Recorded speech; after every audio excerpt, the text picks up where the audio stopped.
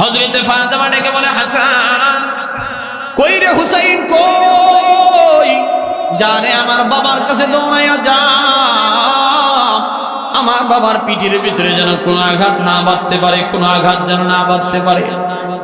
ফজল ইবনে আব্বাস রাদিয়াল্লাহু তাআলা আনহু সূরাটাকে হাতের ভিতরে নিয়ে আল্লাহর নবীর কাছে দিয়ে দিয়েছেন। সাহাবীরা এক একজন সাহাবী ডাক দিয়ে বলতেছেন, ও সাহাবী, হযরতে আবু বকর সিদ্দিক রাদিয়াল্লাহু তাআলা আনহু ডেকে ডেকে বলে, সাহাবী তুমি নবীরে মাইরো না, নবীর পরিবর্তে আমি সাহাবী হযরতে আবু বকরের মারো। আমি দুনিয়াতে বেঁচে থাকবো আর আমার নবীর শরীরের ভিতরে একটা আঘাত দেওয়া, এটা কোনোদিন আমি নবী সহ্য করতে পারবো না। হযরতে আবু বকর কাঁদে, হযরত ওমর গরম তবিয়তের সাহাবী হযরত ওমর বলতেছে, সাহাবী তুমি আবার নবীর আঘাত দিও না, আমার নবীর পিঠের ভিতরে একটা আঘাত করিও না, যত বড় আমারে মারো, যত বড় আমার শরীরের ভিতরে আঘাত দাও, তবু আমার নবীর পিঠের ভিতরে একটা আঘাত দিও না। আল্লাহর নবী ডাক দিয়ে সাহাবীদেরকে থামায় দিলেন, বললেন, সাহাবীরা রে তোমরা একটু থেমে যাও, যেহেতু আমি নবী, তার কাছ থেকে আমার কাছ থেকে যেহেতু এই সাহাবী পাওনা পা, আমার শরীরের ভিতরে ওই আঘাতটা দিয়ে শোধ করে দেই, কারণ কিয়ামতের ময়দানে আমি আল্লাহর আদালতে ওই একটা আঘাত নিয়ে উঠতে চাই না। কিয়ামতের ময়দানে যদি আমাকে আল্লাহ তাআলা ডেকে ডেকে বলে, আপনার তো একটা ঋণ আপনি দুনিয়াতে থুই আসছেন, ওই ঋণের আজকে বদলা দেন, আমি দিতে পারবো না। আল্লাহর নবীর সাহাবীরা স্তব্ধ হয়ে গেলেন। কিতাবের ভিতরে পাওয়া যায় ওই সাহাবীটা কাছাকাছি আইসা ডাক দিয়া বলে, পয়গম্বর আপনি যেই সময় আমারে মারছিলেন ওই সময়টা বড় দুর্ভিক্ষের সময় ছিল গো পয়গম্বর, আমার পিঠের ভিতরে কোনো কাপড় ছিল না, আমার শরীরে কোনো কাপড় ছিল না। ও পয়গম্বর আপনি একটু পিঠের ভিতর থেকে একটু কাপড় মোবারকটা উঠায় দেন না, আমি একটু কাপড় ছাড়া আপনার প্রতিশোধটা আমি নিয়ে নিতে চাই। আল্লাহর নবী ডাক দিয়া বললেন, ঠিক আছে। নিজের পিঠের থেকে আল্লাহর নবীজি নিজের পিঠ মোবারক থেকে কাপড়টাকে উঠায় দিলেন। কাপড়টাকে উঠায় দিয়ে সূরাটা ওই সাহাবীর হাতের ভিতরে দিয়ে দিছি। সাহাবীটা এক পা দুই পা করে করে আস্তে আস্তে আস্তে সে নবীর কাছে এসে হাঁটুটাকে বসে গেছে। সূরাটা হাতের ভিতরে নিয়ে নিছে, পিছনের দিকে যখন চলে গেছে আল্লাহর নবীরে মারবে, সবগুলো সাহাবীর চোখ দিয়ে পানিগুলো পড়তেছে। আমরা সাহাবীরা এখানে বসে থাকতে নবীর শরীরের ভিতরে আঘাত করবে, এটা কোনোদিন সহ্য করা যায় না। আমরা সাহাবীরা বসে থাকতে নবীর পিঠের ভিতরে আঘাত করবে, এইটা কোনোদিন তো সহ্য করা যায় না। আল্লাহর নবীর সাহাবীরা কান্নাকাটি করতেছে। আল্লাহর নবী বলে, সাহাবীরা রে এইটা তো একটা আঘাত, এইটার প্রতিশোধ সে দুনিয়াতেই নিয়ে নে। কিয়ামতের আল-ইয়াউমা আকমালতু লাকুম দীনাকুম ওয়া আতমামতু আলাইকুম নি'মাতি ওয়া রাদিতু লাকুমুল ইসলাম দীনা।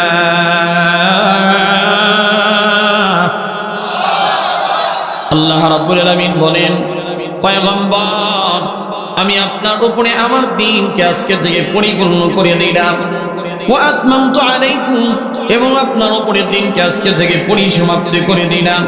কারণ হলো আজকের দিনটার ভিতরে ইসলাম ধর্ম আজকের পর থেকে কোনো রকমের আর কাজ হবে না। ইসলাম ধর্মের ভিতরে কেউ আজকে থেকে কোনো কিছু বাড়াইতেও পারবে না, কমাইতেও পারবে না। যেই জিনিস পরিপূর্ণ হয়ে যায়, যেই জিনিস পরিসমাপ্তি হয়ে যায়, তার আর কোনো কাজ থাকে না। আল্লাহ তাআলা বলেন, পয়গম্বর আমি আপনার উপরে দ্বীনকে পরিপূর্ণ করে দিলাম, ইসলাম ধর্মটাকে পরিসমাপ্তি করে দিলাম। যদি মনে আজকের পর থেকে নামাজ 3 ওয়াক্ত কোনো কাজ হবে, জোরে বলেন হবে। যেহেতু ইসলামটা পরিপূর্ণ হয়ে গেছে, কোনো ব্যক্তির কমানোরও কোনো সুযোগ নাই, আবার কেউ বাড়াবে তারও কোনো সুযোগ। কেউ যদি এসে বলে না নামাজ 6 ওয়াক্ত করে পড়া লাগবে, কোনো কাজ হবে না, কারণ আল্লাহ রাব্বুল আলামিন নামাজটাকে আমাদের জন্য 5 ওয়াক্ত ফরজ করে দিয়েছে। কোন ব্যক্তি যদি এসে বলে রোজাটাকে 30 দিন আদায় করা যাবে না, আগামী বছর থেকে 32 দিন 33 দিন করে পালন করা লাগবে, কোনো কাজ হবে কারণ আল্লাহ তাআলা ইসলাম ধর্মটাকে একেবারে পরিপূর্ণ করে দিয়েছেন, ইসলাম ধর্মটাকে পরিসমাপ্তি করে দিয়েছেন। কোনো ব্যক্তি বাড়াইতেও পারবে না, কোনো ব্যক্তি আজকে থেকে ইসলাম ধর্মটাকে কমাইতেও পারবে না, কোনো রকমের কাটছাট করার সুযোগ নাই।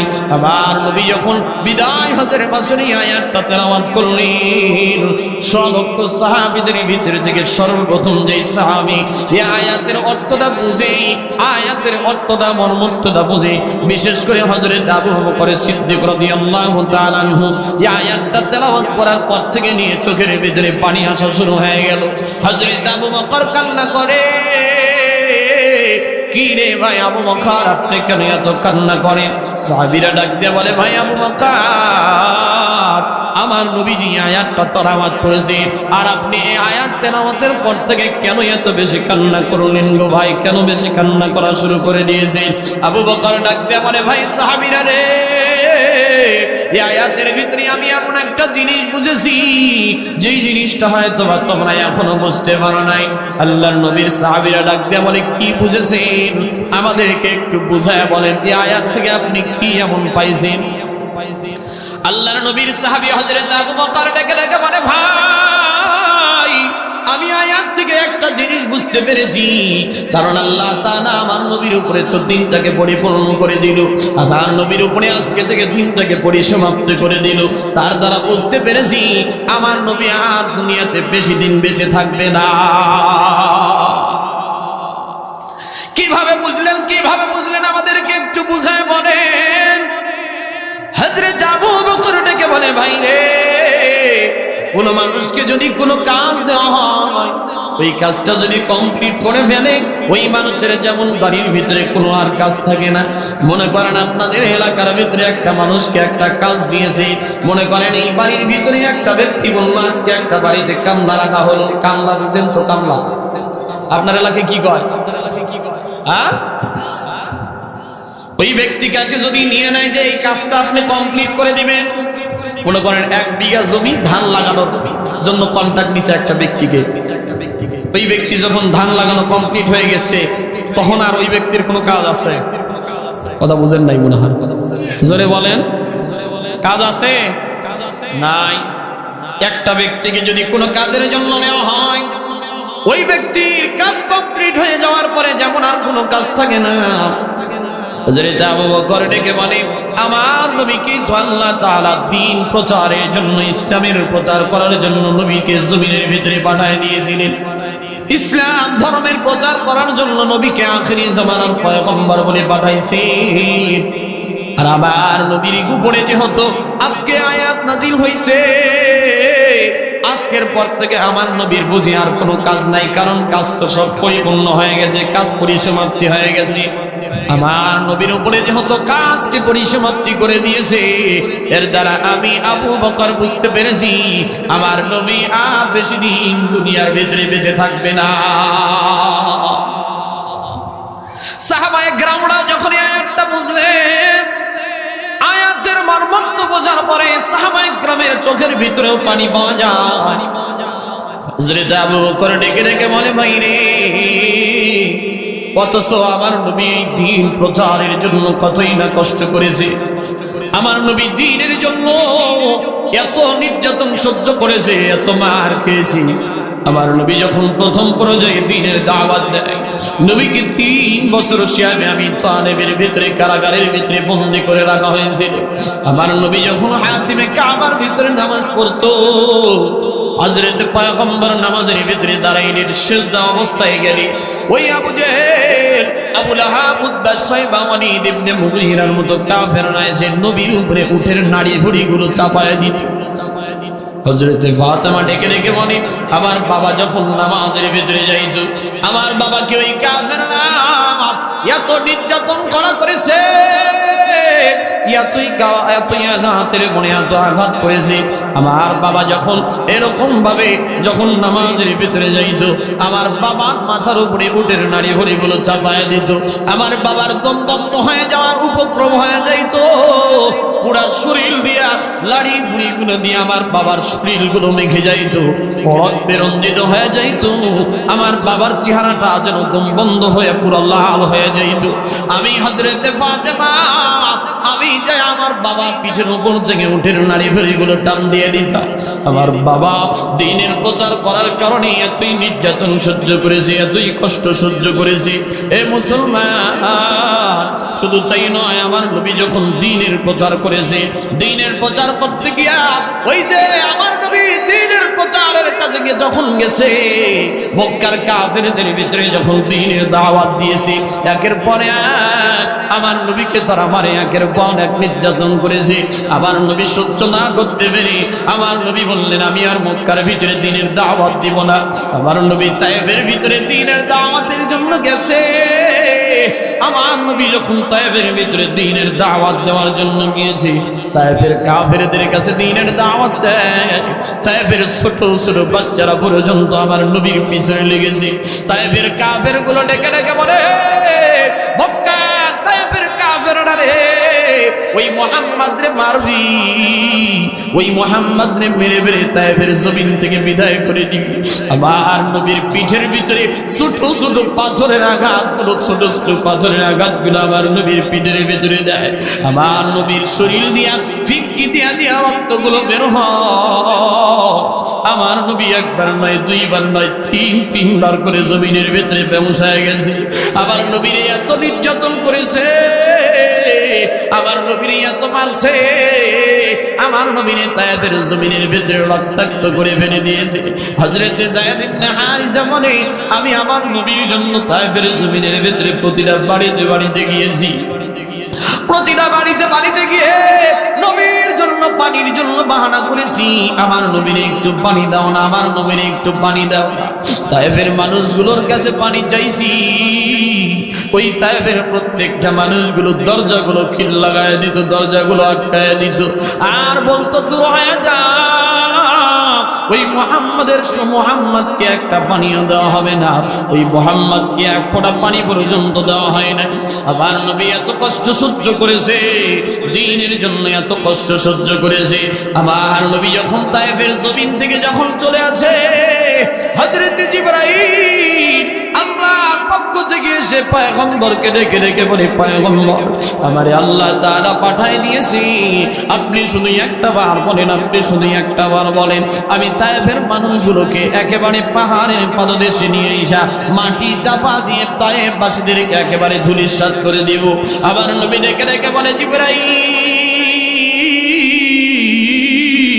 আমারে তো আল্লাহ তাআলা বদর জন্য পাঠায় নাই, আমারে তো আল্লাহ তাআলা কারো ধ্বংসের জন্য দোয়া করার জন্য পাঠাই নাই, আমারে তো আল্লাহ তাআলা পৃথিবীর ভিতরে পাঠাইছেন রহমত স্বরূপ। ওয়া মা আরসালনাকা ইল্লা রাহমাতাল লিল আলামিন।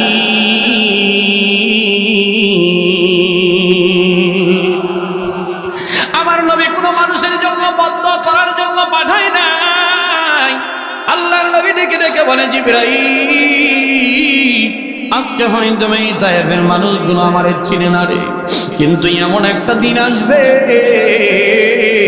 যেই দিন আমি নবীরে তায়েফের মানুষগুলো পাগলের মতো খুঁজবে, আমি নবীর এই ছোট ছোট বাচ্চাগুলো পাগলের মতো খুঁজবে।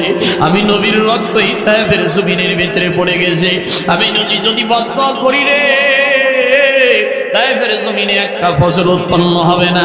বরং আল্লাহর নবীজি বদদোয়া করে নাই, আমার নবী বদদোয়ার পরিবর্তে আরো তায়েফবাসীর জন্য দোয়া করে দিয়েছে। সুবহানাল্লাহ।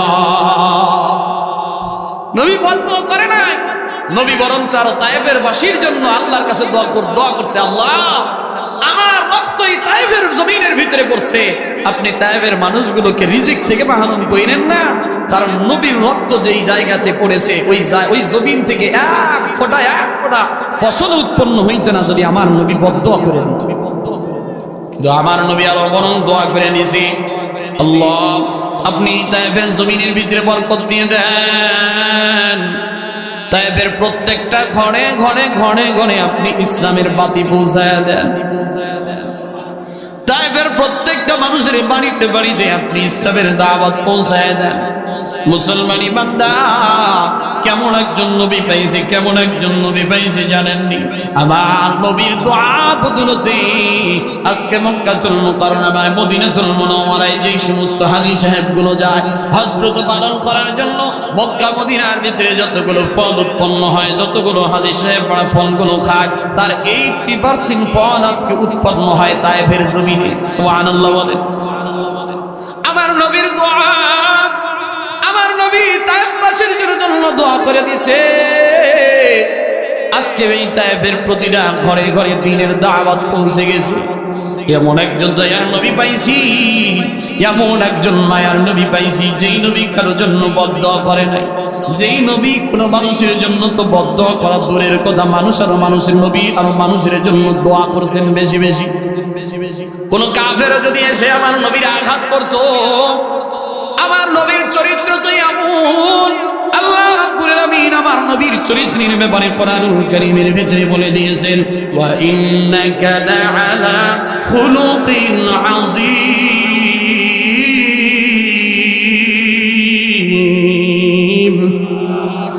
আল্লাহ তাআলা বলেন, পয়গম্বর আপনার চরিত্র পৃথিবীর ভিতরে একমাত্র চরিত্র, আপনি নবী হলেন খুলুকে আযীম। আমি আল্লাহ তাআলা আপনার এই উত্তম চরিত্র দিয়ে পৃথিবীর ভিতরে পাঠাইলাম, মহান চরিত্রের অধিকারী বানায়া আমি আল্লাহ তাআলা আপনার এই পৃথিবীর ভিতরে পাঠাইলাম। আমার নবীর চরিত্রের মতো একটা চরিত্র পৃথিবীতে পাওয়া যায় না। আমার নবীর চেহারাকে আল্লাহ তাআলা এত সুন্দর করে দিয়েছিলেন। আম্মা জানা আয়েশা সিদ্দিকা রাদিয়াল্লাহু তাআলা আনহা ডেকে ডেকে বলেন, আমার নবীর চেহারা এত সুন্দর, আমার নবী যখন এশার নামাজের পরে ঘরের ভিতরে ঢুকতো, আমি নবীর চেহারার ঝলকানি দিয়া আমি আমার হারানো সুইগুলো খুঁজা খুঁজা পাইতাম। হযরত আয়েশা সিদ্দিকা রাদিয়াল্লাহু তাআলা আনহা ডেকে বলে, দুনিয়ার মানুষেরা রে, আজকে তোমরা ইউসুফ নবীর সৌন্দর্যের কথা বলো। ইউসুফ নবীকে আল্লাহ তাআলা এত সুন্দর করে পৃথিবীতে পাঠাইছিলেন, পৃথিবীর 4 ভাগ সৌন্দর্যের ভিতরে 3 ভাগ পুরো সৌন্দর্য আল্লাহ তাআলা ইউসুফকে দিয়ে দিয়েছেন। এত সুন্দর, মিশরের মেয়েরা যে ইউসুফকে দেখে হাত কেটে ফেলেছিল, মিশরের মেয়েরা জুলাইখাকে ডেকে বলে, জুলাইখা তুমি কেন ইউসুফের প্রেমে এত পাগল হয়ে গেছো? ইউসুফের এমন কি দেখেছো? ইউসুফের চেহারার ভিতরে এমন কি আছে যে ইউসুফের চেহারা দেখে তুমি এত পাগল হয়ে গেছে, এত পাগল হয়ে গেছে? জুলাইখা ডেকে ডেকে বলে, বান্ধবীরা রে, আগামীকালকে আমি তোমাদেরকে দাওয়াত দিলাম, আমার বাড়িতে আসবা, আমার রাজপ্রাসাদে তোমাদের মেহমান খানায় দাওয়াত। তার সমস্ত বাস্তবিকগুলো রাজপ্রাসাদের ভিতরে চলে গেছে। যাওয়ার পরে তাদের জন্য আপ্যায়নের ব্যবস্থা করেছে। আপেল, কমলা, মালটা যা কিছু আছে ফলমূল সবগুলো তাদের খাবারের আয়োজন করেছে। আজ দরবারের মেহমান খানায় যত প্রকারের আয়োজন হয় সব আয়োজন করা শেষ। জুলাইখা ডেকে বলে, এখনই খাইবা না, তোমাদের হাতের ভিতরে একটা করে চাকু দিলাম, আমি যখন বলবো তখন তোমরা খাইবা, তখন তোমরা এই ফলগুলো কেটে কেটে খাইবা। এদিকে হযরত ইউসুফকে বলেছে, ইউসুফ তুমি একটু আমার বান্ধবীদের সামনে দিয়ে একটু বের হয়ে যাবা। হযরত ইউসুফ পয়গম্বর মাথাটা নিচু করে তার বান্ধবীর সামনে দিয়ে হেঁটে যাচ্ছে। আর জুলাইখা ডেকে ডেকে বলে, বান্ধবীরা রে, এখন তোমরা একটু ফলগুলো কেটে কেটে কেটে কেটে তোমরা খাও। ইউসুফ নবী এমন সৌন্দর্য, এত সুন্দর চেহারা আল্লাহ তাআলা দান করেছিলেন। ইউসুফ নবীর চেহারা দেখে তদানীন্তন সময়ের মিশরের মেয়েরা, তদানীন্তন সময়ে মিশরের মেয়েগুলো ইউসুফ নবীর চেহারার দিকে তাকায়া ফলগুলো কাটা বাদ দিয়ে নিজের আঙ্গুলগুলো কেটে ফেলে দিয়েছিল। আম্মা জানা আয়েশা সিদ্দিকা রাদিয়াল্লাহু তাআলা আনহা ডেকে ডেকে বলেন, এ মদিনার মেয়েরা, ওই জায়গায় যদি মিশরের মেয়েদের ক্ষেত্রে যদি আমার নবী ইউসুফ না হয়, যদি আমাদের নবী পয়গম্বর মুহাম্মদুর রাসূলুল্লাহ হইতো, আমাদের নবীর চেহারাটা দেখা ওই সমস্ত মহিলাগুলো নিজের কলিজা কেটে ফেলতো। আমার নবীকে আল্লাহ তাআলা এত সুন্দর চেহারা দিয়েছে, যেমন চেহারা তেমন আখলাক। আল্লাহ রাব্বুল আলামিন আমার নবীকে পৃথিবীর ভিতরে পাঠাইছেন উত্তম চরিত্রের অধিকারী বানায়া, উত্তম চরিত্রের অধিকারী বানায়া। যুবকদের চরিত্রটাকে আল্লাহ তাআলা আমার নবীর মাধ্যমে পরিবর্তন করে দেওয়ার জন্য পৃথিবীতে বানাইছেন। প্রত্যেকটা ব্যক্তির জন্য পরিবার জীবনে আমার নবী ছিলেন আদর্শ, ব্যক্তি জীবনে আমার নবী ছিলেন আদর্শ, সমাজ জীবনে আমার নবী ছিলেন আদর্শ, পারিবারিক জীবনে আমার নবী আদর্শ, পুরা রাষ্ট্রীয় জীবনে আমার নবী ছিলেন আদর্শ। কোন ব্যক্তি যদি ব্যক্তি জীবন, পারিবারিক জীবন, সামাজিক জীবন, এমনকি রাষ্ট্রীয় জীবনে যদি কোনো ব্যক্তি আমার নবীর চরিত্রকে ফলো করে, আমার নবীর আদর্শকে ফলো করে, আল্লাহ তাআলা ওই ব্যক্তির চরিত্র ফলো করার কারণে পুরা এলাকার ভিতরে শান্তি আর রহমত দিয়ে দিবে। আমার নবী তো সব ক্ষেত্রে ছিল উপমা, সব ক্ষেত্রে ছিল আদর্শ। একজন মানুষের সাথে লেনদেন করবেন কিভাবে, সেইটাও আমার নবীর আদর্শের ভিতরে ছিল। আমরা তো একবার কোনো জিনিস নিলে আর দেওয়ার কথা বলি না। কারো কাছ থেকে যদি একবার ধার কেউ যদি বলে নিতে পারে, ধার নেওয়ার সময় কান্নাকাটি করে দেয়, আবার ওই ধার তোলার সময় এলাকার মানুষদের কিন্তু আবার কান্নাকাটি করে নিতে হয়। এমনও চরিত্রের মানুষ আছে না নাই? জোরে বলেন আছে না নাই? ন্যায় বিচার করার ক্ষেত্রেও ক্ষমতার পালাবদল হইলে বিচার উল্টে যায়। ন্যায় বিচার টাকার বিনিময়ে বিচার উল্টা পাল্টা হয়। যারা এতদিন পর্যন্ত ক্ষমতার মসনদে ছিল, টাকার বিনিময়ে ক্ষমতা বড়াই দিয়ে আলেম ওলামাদেরকে নির্যাতনের স্টিম রোলার চালিয়েছে। কথা বলেন না কেন? আলেম ওলামাদের একের পরে এক নির্যাতনের স্টিম রোলার চালিয়ে আলেমদেরকে নির্যাতন করে করে জেলখানার ভিতরে বন্দী করে রাখা হয়েছে। কথা বলেন ঠিক কি না? শুধু তাই নয়, একের পর এক বাংলাদেশ নামক এই বাংলাদেশে একের পর এক নির্যাতনের স্টিম রোলার চালিয়ে চালিয়ে মানুষদেরকে জিম্মি করে আয়না ঘরের ভিতরে পর্যন্ত রাখা হয়েছে। কথা বলেন ঠিক কি না? যার কারণে মুগ্ধের মতো, আবু সাঈদের মতো ব্যক্তিরা আবারও জীবন দিয়ে নতুন করে বাংলাদেশ থেকে সাজিয়েছে। আমার নবীর বিচার ছিল কেমন? একটা ব্যক্তি যদি কোনো কিছু পাইতো, আমার নবীজির কাছে আল্লাহ নবীজি সেই জিনিসটাকেও তাও ফেরত দিয়ে দিতেন। নবীজির ইন্তেকালের পূর্বে আল্লাহ নবী মসজিদে নববীতে বসে সমস্ত সাহাবীদের উদ্দেশ্যে একটা কথা বললেন, হে আমার সাহাবীরা, আমার কাছে কি কোনো দিরহাম দিনার কেউ ঋণ পাও? আমার নবীজির কাছে আল্লাহ নবীজি বললেন, কেউ যদি আমার কাছে ঋণ পাও তো ওই ঋণটা আমার কাছ থেকে নিয়ে যাবো। আমি নবী ঋণ মুক্ত হয়ে দুনিয়ার থেকে বিদায় নিয়ে চলে যেতে চাই। সুবহানাল্লাহ বলেন। আর আমরা যত ঋণ করে পারি দুনিয়া থেকে বিদায় নেওয়ার চেষ্টা করি কিয়ামতের ময়দানে। এই জন্য হাদিসের ভিতরে আসছে, কোন মানুষের নেক আমল যদিও হাজার হাজার নেক আমল থাকে, কিয়ামতের ময়দানে বান্দার যদি কারো উপরে ঋণ থাকে, ওই ঋণ শোধ না করা পর্যন্ত ওই বান্দাকে ছাড়া হবে। জোরে বলেন, ছাড়া হবে? ছাড়া হবে না। আল্লাহ নবীজি সাহাবীদেরকে বললেন, সাহাবীরা, আমার কি কোনো ঋণ তোমাদের উপরে আছে নাকি? যদি থাকে তোমরা একটু বলো। আমি নবীজির ঋণ আমি নবীজি তোমাদের ঋণগুলো দিয়ে পৃথিবী থেকে বিদায় নিয়ে চলে যেতে চাই। এক সাহাবী দাঁড়ায় বললেন, ইয়া রাসূলুল্লাহ, আমি আপনার কাছে 3 দিরহাম পাই। আল্লাহ নবী বললেন, ঠিক আছে, 3 দিরহাম নিয়ে যাও। আরেকজন সাহাবী দাঁড়ায় বললেন, ইয়া রাসূলুল্লাহ, ইয়া হাবিবাল্লাহ, আমি আপনার কাছ থেকে 10 দিরহাম পাই। আপনি অমুক দিন এক সাহাবীকে দান করেছিলেন, এক গরীব সাহাবীকে দিয়েছিলেন। আল্লাহ নবী বললেন, ঠিক আছে, নিয়ে যাও। এরকম করতে করতে করতে করতে এক সাহাবী মসজিদে নববীর কোণার থেকে দাঁড়িয়ে বললেন, ইয়া রাসূলুল্লাহ, ইয়া হাবিবাল্লাহ, আমি আপনার কাছে একটা জিনিস পাই, আপনি কি আমারে দিবেন? আল্লাহর নবী ডাক দিয়ে বললেন, সাহাবী রে, আমি তো দেওয়ার জন্যই বলছি, কি পাও আমার কাছে বলো। সাহাবীটা ডাক দিয়ে বলল, ইয়া রাসূলুল্লাহ, ইয়া হাবিবাল্লাহ, আমি তখনো পর্যন্ত মুসলমান হই নাই। মুসলমান হওয়ার আগে একটা যুদ্ধের ময়দানে আপনি ঘোড়ার উপরে আরোহণ করেছিলেন। আপনি ঘোড়ার উপরে আরোহণ করে আপনি একটা ছোরা দিয়ে আমার পিঠের ভিতরে আঘাত করেছিলেন। ওই পিঠের আঘাত এখন আমার পিঠের ভিতরে আছে। পয়গম্বর, আমি ওই একটা আঘাত আপনারে শোধ করে দিতে চাই, একটা আঘাতের প্রতিশোধ আমি নিয়ে নিতে চাই। সাহাবী হযরত ওমর, আবু বকরের মতো বড় বড় সাহাবীরা বসে আছে। হযরত ওমর তাকায় আছে, কি রে আমাদের মতো ব্যক্তি বসে থাকতে তুই নবীর পিঠের ভিতরে আঘাত করে তুই প্রতিশোধ নিতে চাস, কত বড় সাহস তোর কই হয়েছে? আল্লাহর নবী হযরত ওমরকে ডেকে বললেন, ওমর তুমি কোনো কথা বলিও না রে ওমর, আমি নবী যদি কোনো ব্যক্তি আমার কাছে ঋণ পায় আমি আজকে পরিশোধ করে দিয়ে এখান থেকে বিদায় নিয়ে চলে যেতে চাই। আল্লাহর নবীর ওই সাহাবীরা চলে আসতেছেন, আয়েশা ডাক দেয়া বলে, পয়গম্বর আপনি যে ছোরাটা দিয়ে আমার পিঠের ভিতরে আঘাত করেছিলেন এই ছোরাটা হয়তো এখন আপনার কাছে আছে।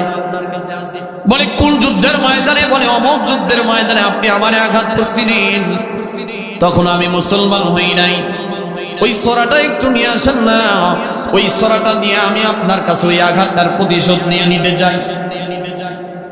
আল্লাহর নবীজি ফজল ইবনে আব্বাস রাদিয়াল্লাহু তাআলা আনহুকে ডাক দিয়ে বললেন, ফজল যা রে যা, আমার ফাতেমার বাড়িতে যা, আমার ফাতেমার বাড়িতে ওই ছোরাটা এখনো আছে, ওই ছোরাটা একটু নিয়ে আয়।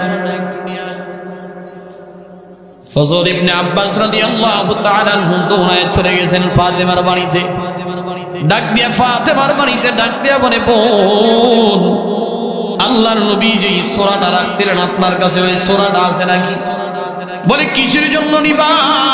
বলে এক সাহাবী যুদ্ধের আগে কখনো পর্যন্ত মুসলমান হয় নাই, যুদ্ধের ময়দানে তার শরীরের ভিতরে আঘাত লাগছিল, ওই আঘাতটা আজকে তিনি ফেরত দিতে চায়, নবীর পিঠের ভিতরে আঘাত করে আজকে ফেরত দিতে যায়। হযরত ফাতেমা রাদিয়াল্লাহু তাআলা আনহা ডেকে ডেকে বলে, আমার বাবারে আঘাত করবে আর আমি ফাতেমা বেঁচে থাকবো, এইটা কোনোদিন তো সহ্য করা যায় না। হযরত হাসান আর হুসাইন নে ডাক দিয়ে বলে, হাসান রে যা রে হাসান যা, আমার বাবারে যেই ছোরাটা দিয়ে আঘাত করতে চাইবে ওই ছোরাটা দিয়ে যেন আমার বাবা পিঠের ভিতরে একটা আঘাত না করতে পারে, তুমি সমস্ত আঘাতগুলো নিজের পিঠের ভিতরে নিয়ে নিবি,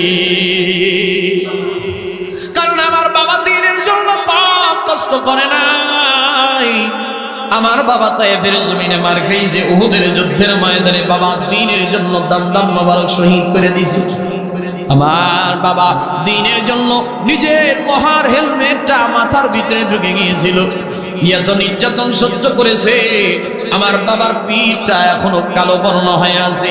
হযরত আয়েশা সিদ্দিকা রাদিয়াল্লাহু তাআলা আনহা একদিন ডেকে ডেকে বলে, আয়েশা রে আল্লাহর নবীজি একদিন গোসল করাইতে গেছেন, আয়েশা সিদ্দিকা রাদিয়াল্লাহু তাআলা আনহা গোসল করাইতে যায় হাতে পায়ের উপরে আমার নবীকে যখন গোসল করাইতেছেন, আল্লাহর নবীজিকে ডেকে ডেকে আয়েশা বলেন, পয়গম্বর আপনার পিঠের ভিতরে কি কোন জিনিসের কোন দাগ এত কেন দেখে? আপনার পিঠের ভিতরে কি কোনো বসন্ত রোগ হয়েছিল কিনা?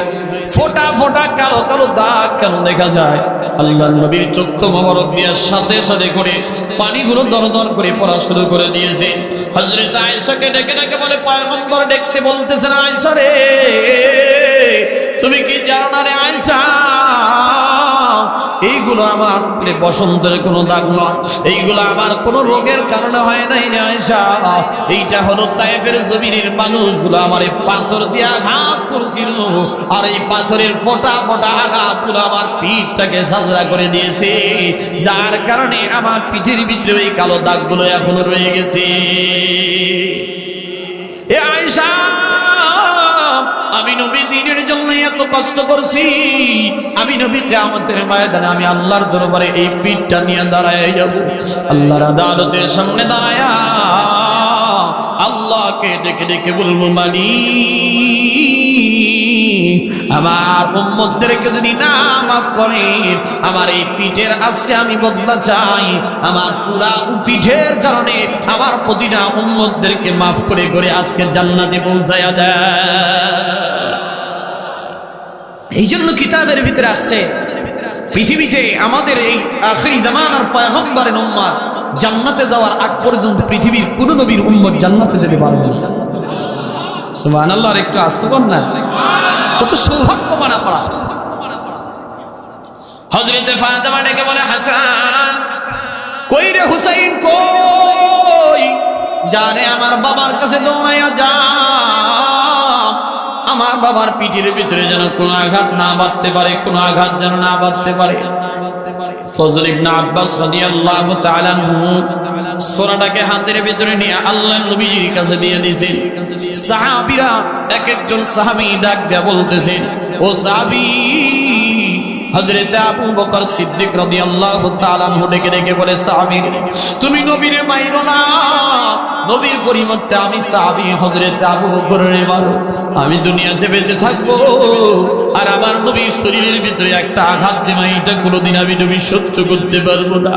হযরত আবু বকর কাঁদে, হযরত ওমর গরম তবিয়তের সাহাবী হযরত ওমর বলতেছে, সাহাবী তুমি আবার নবীর আঘাত দিও না, আমার নবীর পিঠের ভিতরে একটা আঘাত করিও না, যত বড় আমারে মারো, যত বড় আমার শরীরের ভিতরে আঘাত দাও, তবু আমার নবীর পিঠের ভিতরে একটা আঘাত দিও না। আল্লাহর নবী ডাক দিয়ে সাহাবীদেরকে থামায় দিলেন, বললেন, সাহাবীরা রে তোমরা একটু থেমে যাও, যেহেতু আমি নবী তার কাছ থেকে আমার কাছ থেকে যেহেতু এই সাহাবী পাওনা পা, আমার শরীরের ভিতরে ওই আঘাতটা দিয়ে শোধ করে দেই, কারণ কিয়ামতের ময়দানে আমি আল্লাহর আদালতে ওই একটা আঘাত নিয়ে উঠতে চাই না। কিয়ামতের ময়দানে যদি আমাকে আল্লাহ তাআলা ডেকে ডেকে বলে, আপনার তো একটা ঋণ আপনি দুনিয়াতে থুই আসছেন, ওই ঋণের আজকে বদলা দেন, আমি দিতে পারবো না। আল্লাহর নবীর সাহাবীরা স্তব্ধ হয়ে গেলেন। কিতাবের ভিতরে পাওয়া যায় ওই সাহাবীটা কাছাকাছি আইসা ডাক দিয়া বলে, পয়গম্বর আপনি যেই সময় আমারে মারছিলেন ওই সময়টা বড় দুর্ভিক্ষের সময় ছিল গো পয়গম্বর, আমার পিঠের ভিতরে কোনো কাপড় ছিল না, আমার শরীরে কোনো কাপড় ছিল না। ও পয়গম্বর আপনি একটু পিঠের ভিতর থেকে একটু কাপড় মোবারকটা উঠায় দেন না, আমি একটু কাপড় ছাড়া আপনার প্রতিশোধটা আমি নিয়ে নিতে চাই। আল্লাহর নবী ডাক দিয়া বললেন, ঠিক আছে। নিজের পিঠের থেকে আল্লাহর নবীজি নিজের পিঠ মোবারক থেকে কাপড়টাকে উঠায় দিলেন। কাপড়টাকে উঠায় দিয়ে সূরাটা ওই সাহাবীর হাতের ভিতরে দিয়ে দিছি। সাহাবীটা এক পা দুই পা করে করে আস্তে আস্তে আস্তে সে নবীর কাছে এসে হাঁটুটাকে বসে গেছে। সূরাটা হাতের ভিতরে নিয়ে নিছে, পিছনের দিকে যখন চলে গেছে আল্লাহর নবীরে মারবে, সবগুলো সাহাবীর চোখ দিয়ে পানিগুলো পড়তেছে। আমরা সাহাবীরা এখানে বসে থাকতে নবীর শরীরের ভিতরে আঘাত করবে, এটা কোনোদিন সহ্য করা যায় না। আমরা সাহাবীরা বসে থাকতে নবীর পিঠের ভিতরে আঘাত করবে, এইটা কোনোদিন তো সহ্য করা যায় না। আল্লাহর নবীর সাহাবীরা কান্নাকাটি করতেছে। আল্লাহর নবী বলে, সাহাবীরা রে এইটা তো একটা আঘাত, এইটার প্রতিশোধ সে দুনিয়াতেই নিয়ে নে, কিয়ামতের ময়দানে আমি তার বদলা দিতে পারবো না। সাহাবীটাও চোখের ভিতরে পানি নিয়ে সূরাটা নিয়ে পিছনের দিকে যায় দৌড়ায় পড়ছে, পিছনের দিকে দাঁড়িয়ে পড়ছে, পিছনের দিকে দাঁড়িয়ে দাঁড়িয়ে সাথে সাথে হাতের থেকে সূরাটা পালায়া আল্লাহর নবীর মোহরে নবুয়তের ভিতরে একটা চুমা দিয়া দিছে। সাহাবীর চোখ থেকে পানিগুলো তর করে পড়তেছে, আর ডাক দিয়া বলে, পয়গম্বর আমার তো এত বড় দুঃসাধ্য নাই, আমার তো এত বড় দুঃসাহস নাই যে আপনার পিঠের ভিতরে আঘাত করব, কিন্তু পয়গম্বর আমি শুনেছি আপনার পিঠের দুই পিঠের মাঝখানে একটা মোহরে নবুয়তের সিল মোবারক আল্লাহ তাআলা দিয়ে দিয়েছে। আপনি যে নবী, নবুয়তের প্রমাণ স্বরূপ আপনারে নবুয়তের প্রমাণ স্বরূপ একটা মোহরে নবুয়তের সিল মোবারক দিয়ে দিয়েছে। পয়গম্বর আমার তো কোনো আমল নাই, আমার তো কোনো রকমের নেক আমল নাই, বেশি আমল নাই। কিয়ামতের ময়দানে আমি সাহাবীকে আল্লাহ তাআলা যদি আদালতের ময়দানে যদি দাঁড়ায় দেয়, কিয়ামতের ময়দানে যদি দাঁড় করে দেয়, আর যদি বলা হয় সাহাবী রে দুনিয়া থেকে কি আমল নিয়ে আসছো, দুনিয়া থেকে কি আমল নিয়ে আসছো, হিসাব দাও, হিসাব দাও। আমি সাহাবী হিসাব দেওয়ার মতো কিছু পাবো না, কিন্তু পয়গম্বর আপনার মোহরে নবুয়তের ভিতরে আমি আমার জিহ্বা মোবারকটা দিয়ে চুমু লাগাইছি। কিয়ামতের ময়দানে যদি আমারে আল্লাহ তাআলা ডাক দেয় আর আমি সাহাবী এই মোহরে নবুয়তের চুমা মোবারকটা আল্লাহর কাছে দিয়ে দিব, কারণ আমি জানি নবীর দেহের ভিতরে চুমা লাগাইতে পারলে আল্লাহ তাআলা এই মুখটাকে জাহান্নামের আগুনে দিবে না। এ মুসলমান একটাখানি দিলটাকে নরম করে দেবে। ওই নবীর সাহাবীরা কত নবীরে মহব্বত করেছে জানেননি? আবার নবীর জন্য নিজের কলিজা পর্যন্ত বিলিয়ে দিতে সাহাবীরা প্রস্তুত ছিল। শুধু পুরুষরা ছিল এমনটা নয়, মহিলা মেয়েরা পর্যন্ত, মহিলা সাহাবীরা পর্যন্ত নবীর জন্য পাগল করা হয়ে যাইত। আমার নবীর জন্য মহিলারা পর্যন্ত জীবনটা বিলিয়ে দেওয়ার জন্য প্রস্তুত ছিল। আমার নবী যুদ্ধের ময়দানে যাবে, এমন সময় এক মহিলা সাহাবী ছোট্ট একটা বাচ্চা নিয়ে দৌড়ায় নবীজির কাছে আসছে। ছোট্ট একটা বাচ্চা কোলের শিশুকে নিয়ে আসছে। কিসের শিশু? কথা হয় না। ছোট বাচ্চা কোলের ভিতরে নিয়ে আল্লাহ নবীজির দরবারে আসছে। আল্লাহ নবীজিকে ডাকতে বলে, পয়গম্বর আপনি কোথায় যাবেন? বলে এখনই তো যুদ্ধের ময়দানে যাব। কেন আসছেন আপনি একটু বলেন না। আপনি কি এই বাচ্চার জন্য কোনো কিছু চাওয়ার জন্য আসছেন, নাকি আপনার দিরহামের সমস্যা দিনারের জন্য আসছেন? মহিলাটা ডাকতে বলে, পয়গম্বর আমার দিরহামের কোনো সমস্যা না, আমার দিনারের কোনো সমস্যা না।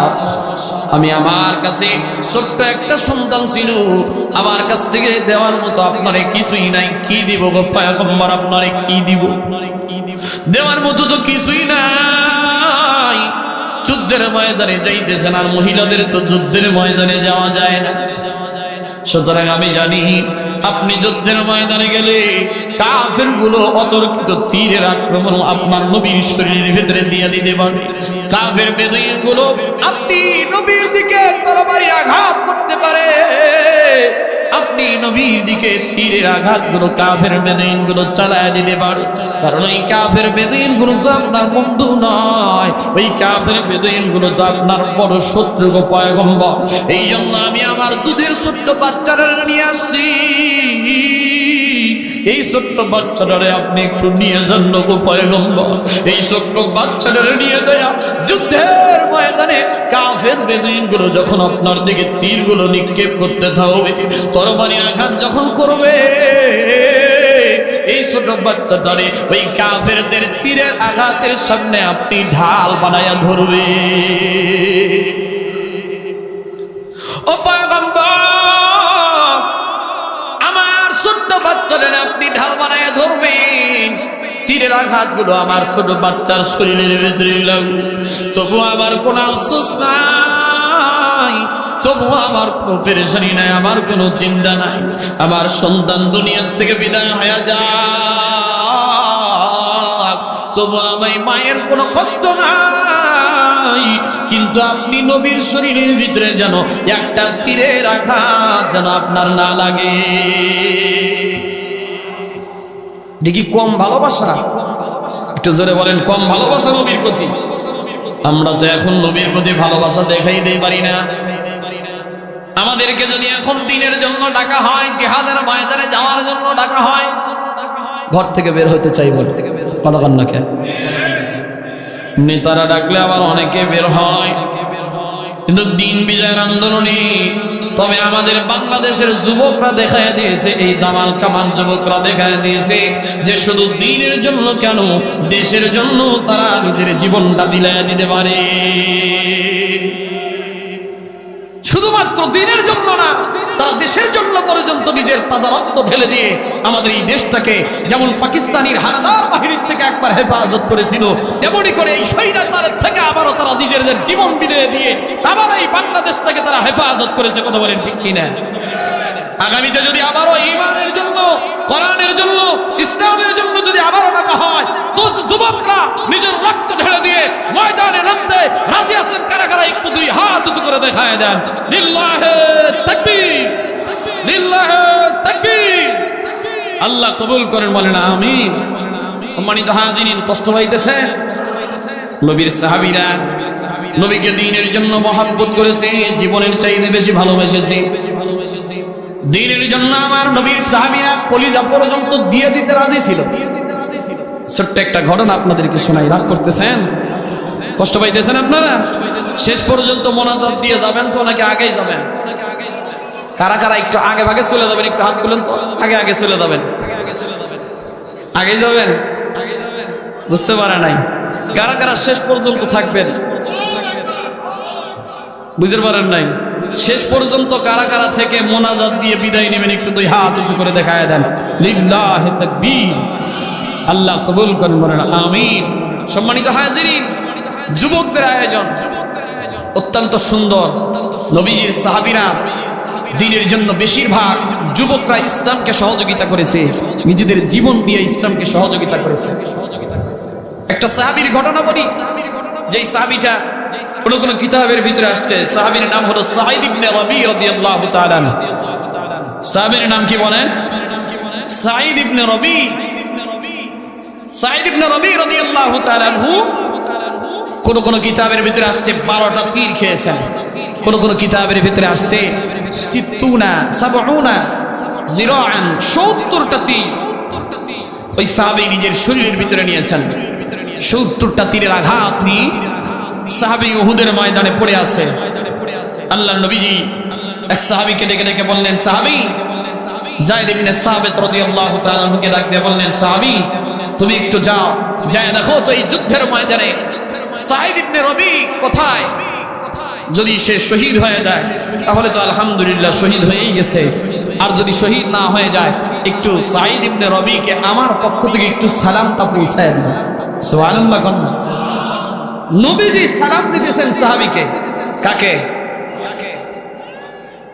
হযরত যায়েদ ইবনে সাবিত রাদিয়াল্লাহু তাআলা আনহু উহুদের যুদ্ধের ময়দানে তালাশ করতেছে। তালাশ করতে করতে করতে করতে যায় দেখে হযরত সাঈদ ইবনে রবি রাদিয়াল্লাহু তাআলা আনহু উহুদের এক প্রান্তরের ভিতরে পড়ে আছে। উহুদের একটা প্রান্তরে যায় হযরত যায়েদ ইবনে সাবিত রাদিয়াল্লাহু তাআলা ডাক দিয়ে বলছে, সাঈদ ইবনে রবি রে, তোমার উপরে আমার নবী তোমাকে সালাম জানাইছে। আলাইকা তাকরাউস সালাম। আমার নবী তোমাকে সালাম জানাইছে।